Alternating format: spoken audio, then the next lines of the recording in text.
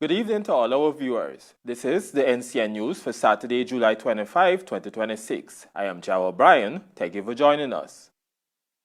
In keeping with earlier commitments, President Dr. Irfanali says an international and independent commission of inquiry will investigate the circumstances surrounding the capsizing of the MV Berbice. The 5-member panel will be named on Sunday, July 26. More in this report.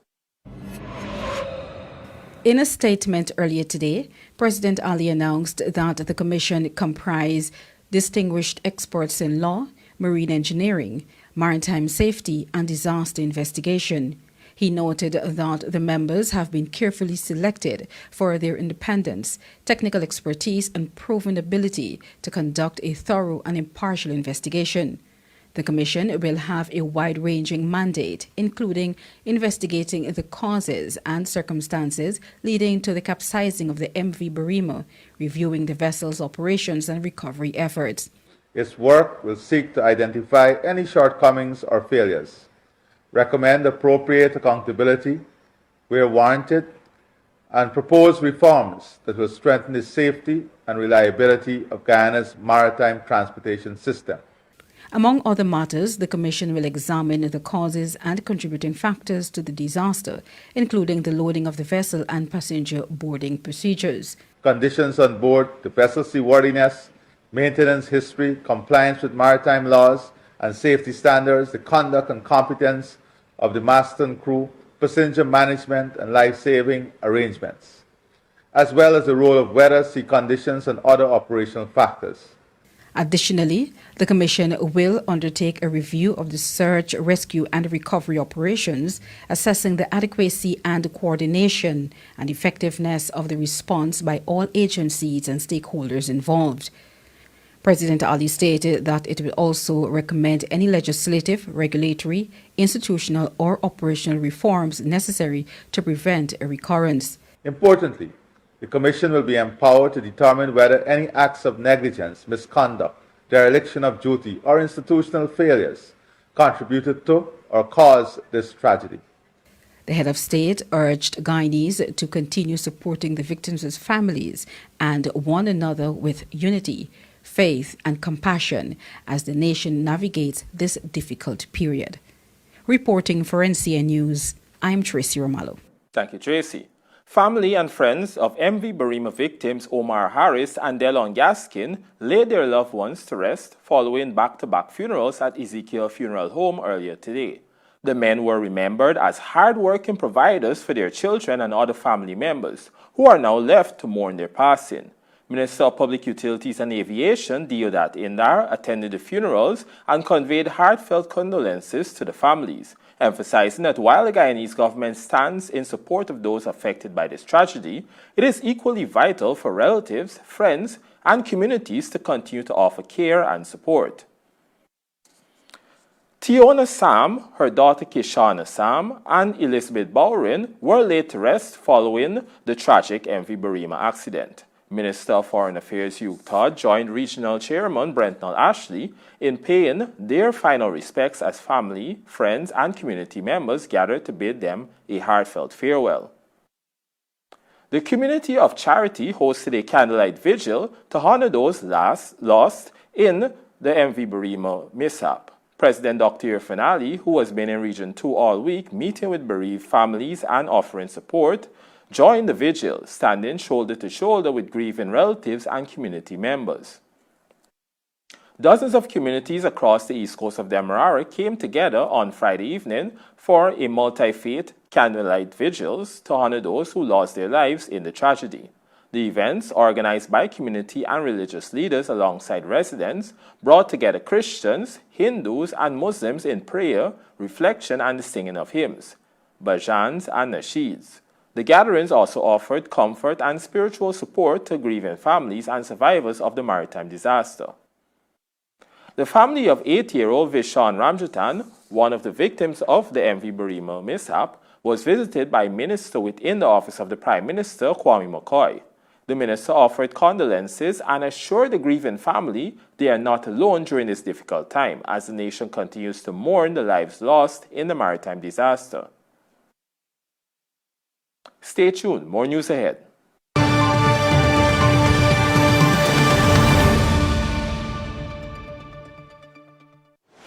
Did you know that Gassie's Jet A1 fuel is a type of aviation fuel specially formulated for turbine engines?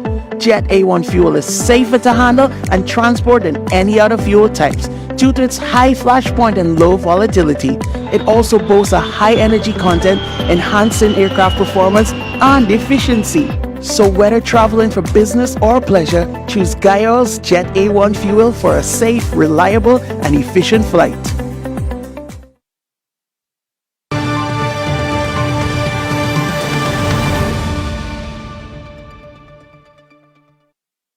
Welcome back. A $54.9 billion supplementary financial paper will be considered during Monday's sitting of the National Assembly. Finance Minister Dr. Ashni Singh says the package aims to accelerate development across key sectors. Major provisions include $17.5 billion for housing, $8.3 billion for agriculture, including support for Gaisuku and rice development, $19.1 billion for the Office of the Prime Minister, notably for the gas-to-energy project, and $8.5 billion for public works.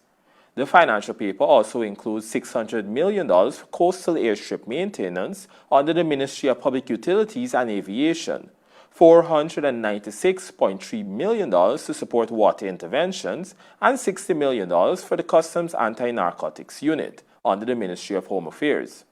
Minister Singh says the supplementary allocations will support government's ongoing investments in infrastructure, housing, agriculture, energy, and public services, aimed at improving the quality of life for Guyanese. 31 communities in Region 8 have been awarded contracts totaling $930 million to support the rehabilitation and maintenance of roads, bridges, and vital connections across the region. The contracts, signed on Saturday at the Ministry of Public Works, reflect a significant increase in support, from $5 million to $30 million. Permanent Secretary Vladimir Prasad highlighted the importance of these investments. Each of your clusters will identify 10 persons. We will bring those persons out to Georgetown to train in heavy-duty machinery, and where they will go back to the region, and now you're able to work on the larger connections with your own equipment across your various clusters. Beyond this investment, an additional $1 billion will be used to purchase heavy-duty equipment for 7 regional clusters with training included. This is particularly important for Region 8, knowing its terrain, mountainous terrain as well, and being able to maintain those road connections, especially in critical time of where the weather pattern is used, and ensuring that you have access in and out of your communities. The ministry also announced a new road safety initiative with reflective road and bridge signs to improve nighttime visibility for motorists. Meanwhile, the Special Projects Unit of the ministry will continue upgrading internal roads to rigid pavement standards, starting this year in 4 more villages and focusing on key routes, including linking airstrips, schools, health centers, and main roads. Minister of Agriculture Zulfikar Mustafa met with village leaders during the National Tushaus Council Conference at the Artichon Conference Center on Thursday, where discussions focused on development priorities and targeted projects for indigenous communities. Minister Mustafa emphasized the government's approach on developing detailed village profiles to guide sustainability, sustainable investment, and tailor programs to each community's unique needs and potential. During the session, the minister also highlighted major areas of support, including expanded coconut production, livestock and aquaculture initiatives, honey production, and crop cultivation.